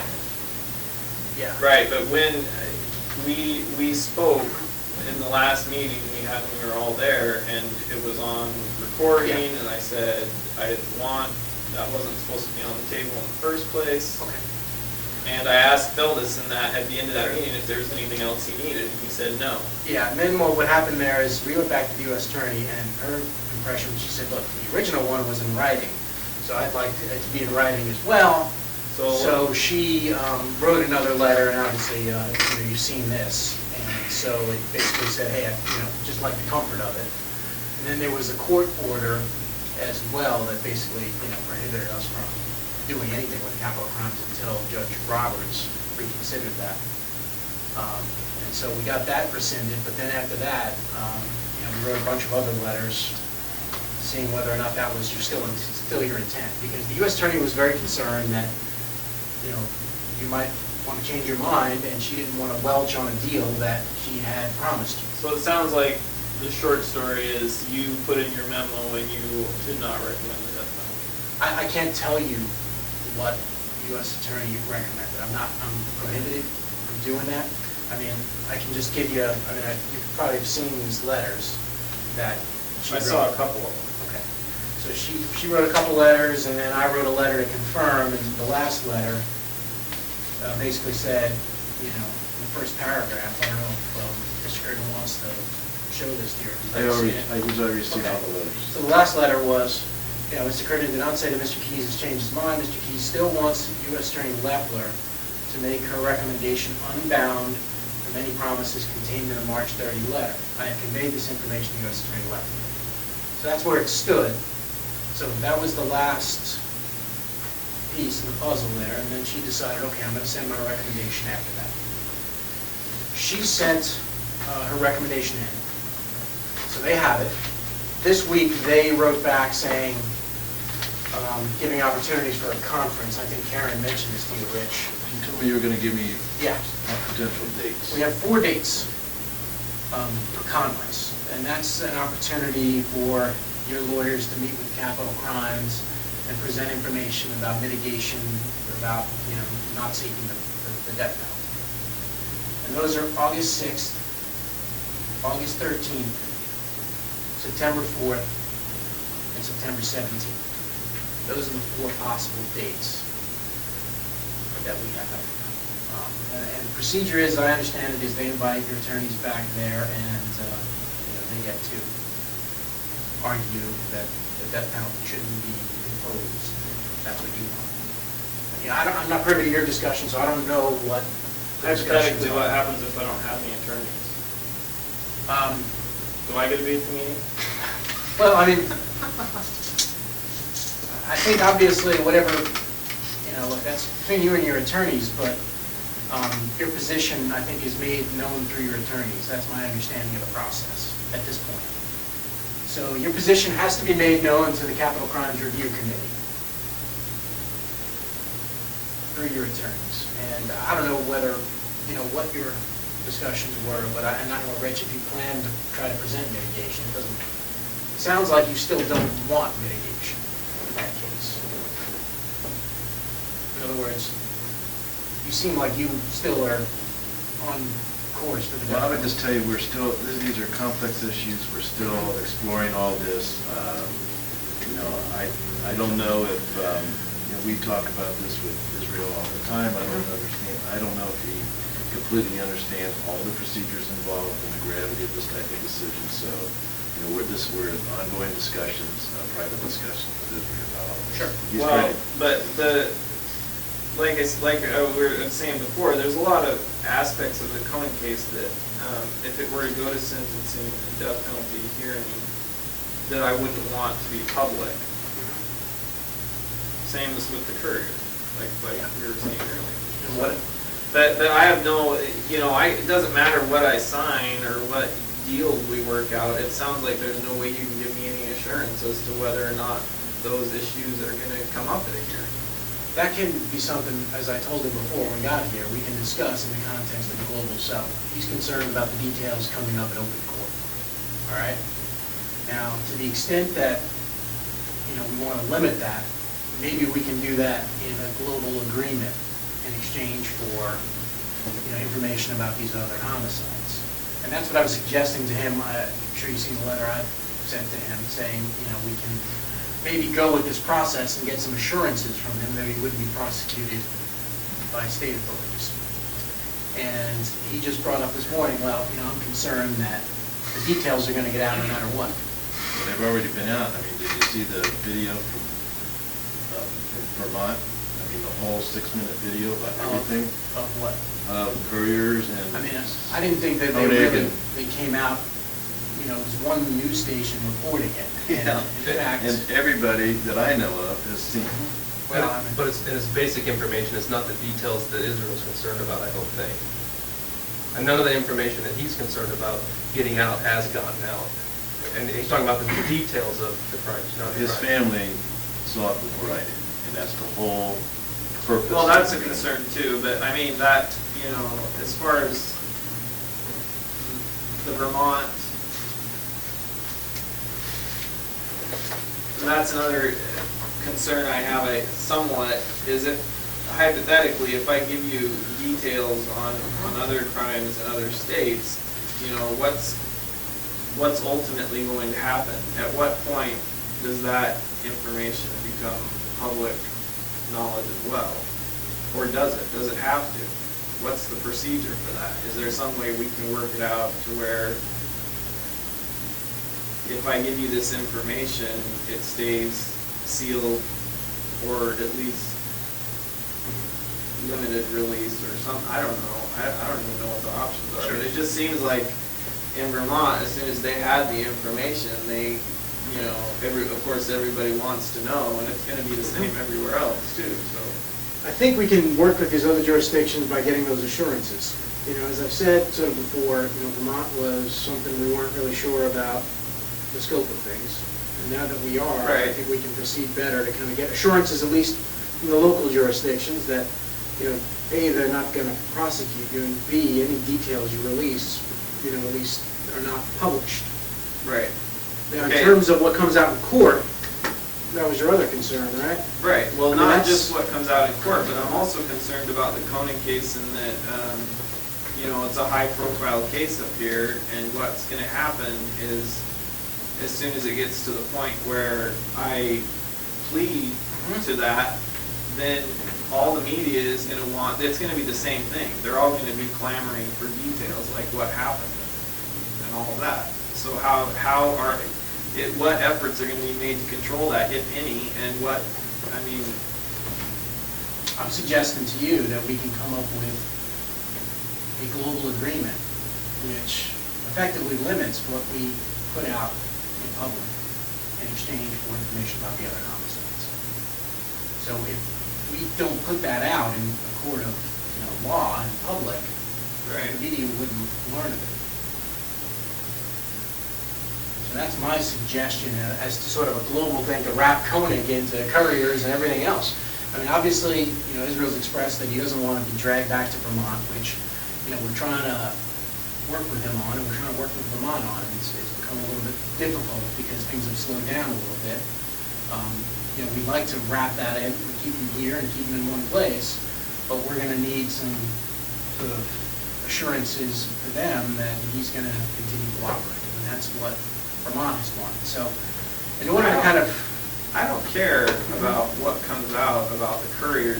I guess my point is, I can try and limit the information that comes out on all this other stuff, but if what comes, if the details of the Koenig case come out, it doesn't matter how many other details we suppress on the other crimes.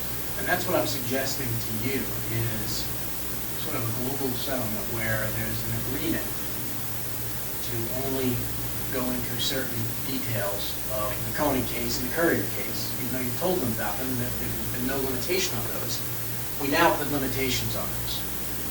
And we put Right, but that's what I want to make clear before we go any further on anything, is to have something somewhat concrete in writing, saying that information isn't gonna come out when the time comes, that I do plead guilty to the Koenig case, or whatever happens. Whenever the next release of information to the public is, whatever else we've been working on becomes null and void if all of a sudden there's this flood of information about what happened in the Koenig case. And I've pled guilty to it, and then it doesn't matter. And in return, for not introducing that information, we want information about the other murders. I understand that. Like I say, I don't care, but like all the other, anything else, it doesn't matter that much. What I would suggest is, I've talked to Israel about a global settlement. Let me work, let me see if we can, because I think definitely gonna need counsel to understand and to know what the global settlement is. I'd like to work with him and see if we can come up with something everybody can agree to on a global settlement. Yeah, no, and that's what I'm working towards too. But I need some time. No, I agree. I just need to know what the demands are, and that was the first time that that's really, obviously it's not in the letter, the level of detail, and, I'm happy to work something out and try to get approval for what I'm suggesting. Obviously, what he wants, it seems to be, I want the death penalty imposed. Now, that's a catch-22 situation, you understand, because the more information the jury or judge has, the more likely it may be that they may impose that, all right? If we take that away, it may be less likely, but that's something, hey, again, I've told you, I don't really care what sentence gets imposed upon you. You're the one who cares about it, but I'll be upfront with you, yeah, if they don't have that level of detail, I think you probably would want to have, additional murders in there to justify the decision you want them to reach. It's sort of a quantity versus quality. Right, I understand that. I'm just saying, yeah, so they have all the numbers, that's fine. But that's the only thing they need those numbers for, is the sentencing. Yeah, no, it would only come out at the sentencing, but we'd have to get something in return. Right now, yeah, we know about how many people you killed. That's pretty clear. That's not a problem. What we want is the information about those murders. And it could be, look, briefly, initially to protect your interests, to simply say, hey, I killed this person in this jurisdiction, kidnapped them from here. And, that would sort of satisfy our goals, and would also satisfy your goals, I think, too. But, again, I think we both have to figure out what we want to get out of this. It's possible to limit that information that's presented, I think, in a sentencing hearing. Again, I'd have to vet this up the chain, but, we can limit Courier, we can limit Koenig in exchange for the information about the other stuff. See, this process with the death penalty on the table is a whole new thing for all of us, but Sure. we have handled many cooperation agreements where there's a sealed addendum to the plea agreement, where the proceedings are closed, where information is not made public in order to protect, somebody who's cooperating, or in this case, protecting the family of somebody who's cooperating. That's a good point. And so that's something that I'd like to discuss with Israel and see if we Yeah, government, so. that's something that, is sort of a plan A of things we can do is, hope to put everything under seal and justify it by, one, safety to your family, and two, the fact that these guys are still going to be confirming the information you're providing, and they don't want anybody to interfere with that process. So some of that, again, as Mr. Kirkner said, it's, it's different in that it's a death penalty, but in some ways, it's the same as what we always do in other types of cases involving cooperation. That stuff goes under seal. And that's what I'd like to talk to you about. Yeah,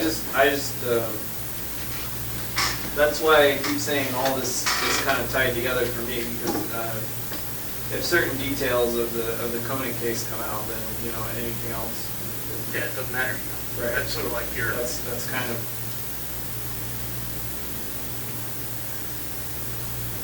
worst case scenario, than everything else I did before that is automatically gonna be assumed just as bad. No, So. no. It's a fair point. And the problem I'm dealing with, and I'm telling, you know, Israel, this is the problem I'm dealing with, has been, you know, Vermont, and, you know, they feel like they're unbound by any loyalty to us and what has been done for that case, because there's no, you know, assurance that things in the future are going to be done. What I'm trying to do is kind of put their charging decisions off and try to give us some breathing room to figure out how to wrap all this stuff up rather than do it, you know, in two different jurisdictions or perhaps three. I still don't know how I can even make any kind of decision on this if I don't even know. First of all, you know, you say you can't tell me what your recommendation was. I made it clear what I wanted it to be, and so you're expecting me to make a decision on everything. You say you made it clear, I mean, you didn't sign the agreement, so that wasn't exactly clear. Made it verbally clear. Yeah. Was Was there a reason you didn't want to sign this? I didn't get it.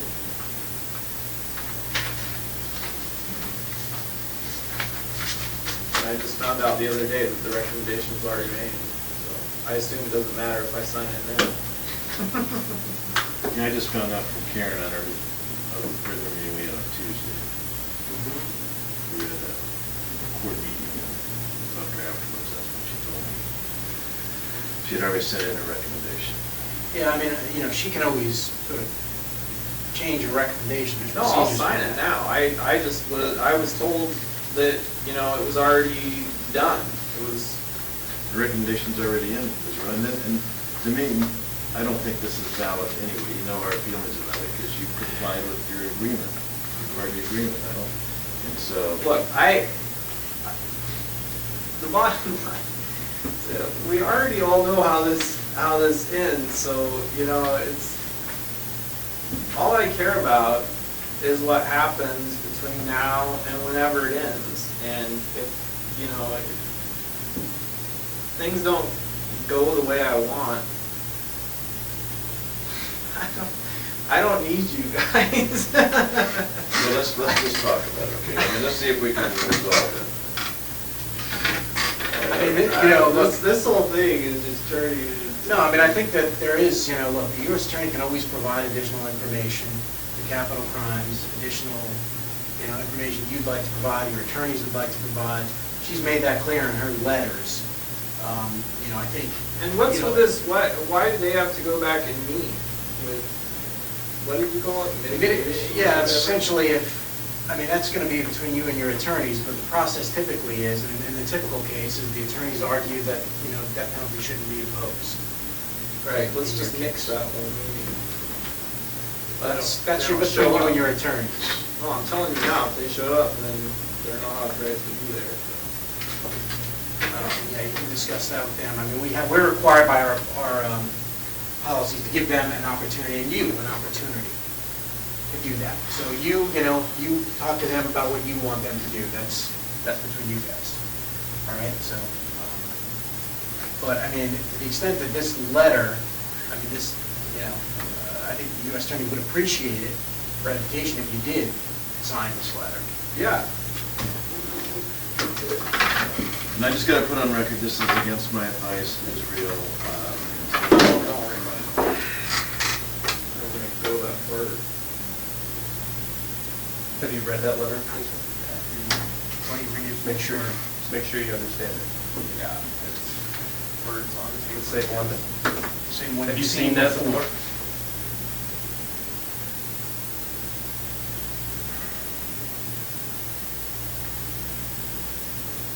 Yeah. Okay. So the date of this, just to sort of put the date on is 7/20? Six. But I mean, I'll forward this to the U.S. Attorney as well. To the extent that. But I think these dates are pretty quick and they're, you know. What's the first one, August 5th? August 6th. 6th? That's, I mean, whatever your attorneys need to tell us, I'll tell them, I'll write them back, you know, today and say, all right, here's the date that you can conference this. And what happens next? Then Like, if then they it don't, goes to the Attorney General. if they don't show up. Then it goes to the Attorney General for a decision. All right. So are there any dates that, Rich, that? Well, they don't need to be there. Let me talk to the council. Yeah, I mean,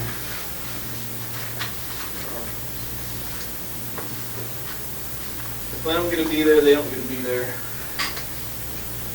'Cause they're I'll on ask them council about, after all. yeah, I mean, I'll ask them about what the procedures are and whether, I mean, you know, I mean, maybe, you know, you have a right to kind of be teleconferenced in, I just don't know what they do in these types of situations. Yeah. So that's where Coney is. You know, I would like to explore this idea again of this global settlement sooner rather than later to be able to kind of control. Well, let me what's talk to going him on. this afternoon. I'll come over this afternoon. Yeah, we can talk about that. I mean, I want to make it clear that from here on out, the Coney case gets incorporated in whatever information is exchanged.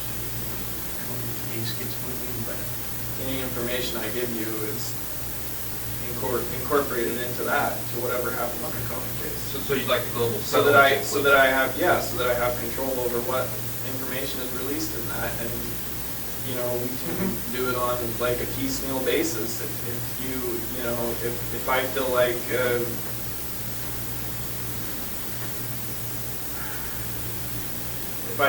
things don't work out at any point, then, you know, obviously, then I'm not gonna be given any more information. I just don't. Yeah, like starting this whole process with the courier, I don't even know why the courier thing has happened right now, but whatever they decide to do with it, I don't care about that. They can, I'm more concerned about what happens with Tony. That's the one that, and so we can work on terms of, you know, so global settlement that includes Koenig and, you know, in order to get Vermont on board, I'd have to kind of. oh, whatever they want to do. No, I know, but I mean, you don't want to be in a situation where we solve everything else and then Courier's still out there, correct? No, I mean, Yeah. So that's why I'm trying to keep them, you know, I'll tell them when I talk to them, I'm sure I'm gonna have to talk to them this week, is that, you know, you're considering and talking to your attorneys about the idea of a global settlement and, you know, to give you some time to do that. right. Yeah. I'll see what I can do. I mean, I don't understand, like I say, I'm sure they want to do a press release about me or whatever, but I don't understand why they're even concerned when I'm charged with it. It's not like I'm going anywhere. No, I know, but it's, you know, it's a community thing for them, and I understand their position, and I'm, you know, been staving them off all this time by telling them, look, you know, he's cooperating on other crimes. You know, that's his intent. But again, me telling them that Israel's gonna tell us this information about, you know, that doesn't hold much weight. I don't- And the other thing maybe you want to do, because I know you like, you know, timeframes and setting some ground rules and stuff, and you haven't been happy with the way things have been moving. Like now, do you want to set, when do you want to talk about this again? I know that Mr. Kerner said he wants to talk to you today. When do you foresee being able to do this to expedite things so that we're not 3 weeks from now talking about the same thing again? You know what I mean? Because you're in control of that. Now that everybody's here, you can have, if you have some expectations, maybe you can set those out. Well, As far as just meeting again and discussing things. I think we need to get this, explore this local settlement thing. You know, we'll work on that. We can get that together, then that's the, you know,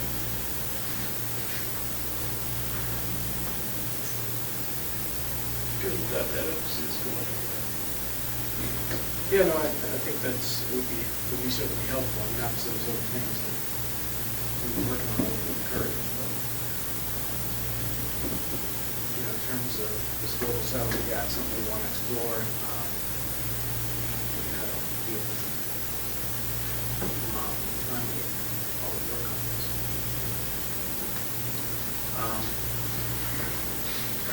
Well, I mean, that's What I can say, at least, it sounds like, I can advise capital crimes that August 6th is sort of a workable date if it's planned to change. Well, I mean, for me, in my schedule, September 17th would be work.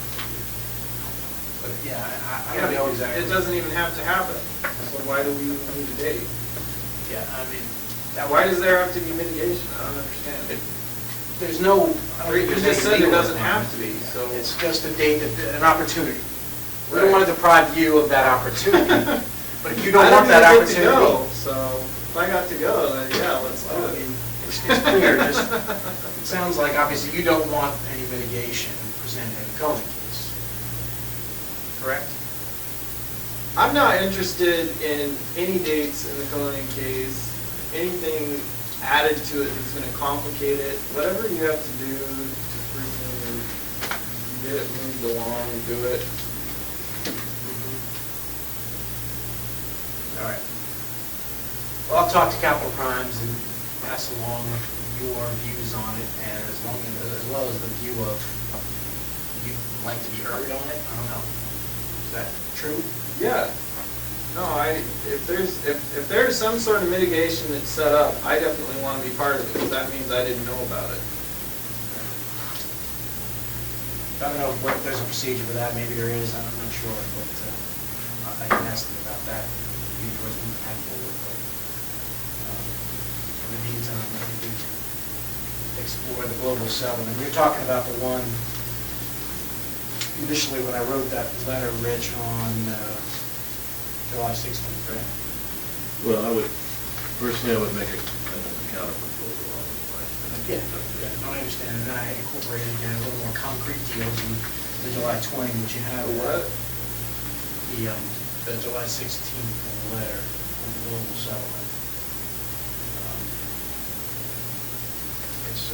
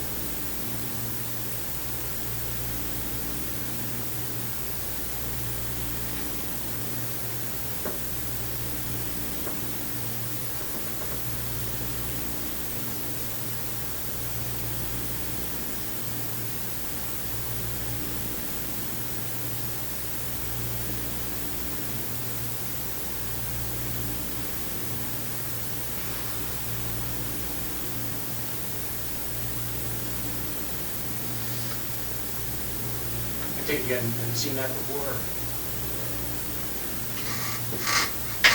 that was written before the stuff in Vermont. It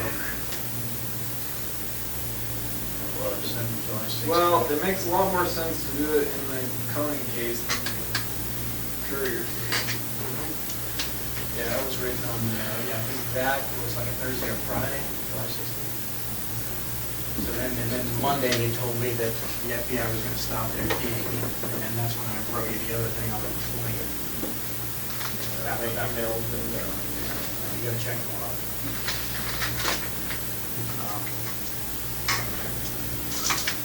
All right. Any other questions, this room while we're all here? Any timeframe you'd like to see met here for our next meeting?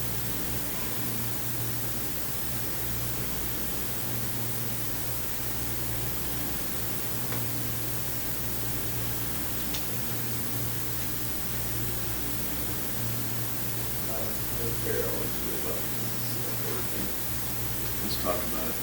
Talk a little bit. not working. In terms of what, like what we're doing, or, I mean, I'm trying to figure out to make sure. Right. You taking it back now? When he's ready.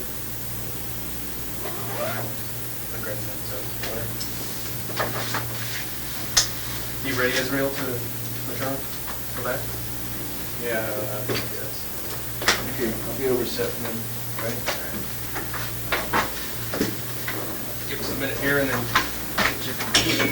Are people worried about me to take a leak or anything for me in the back? No, I'm good.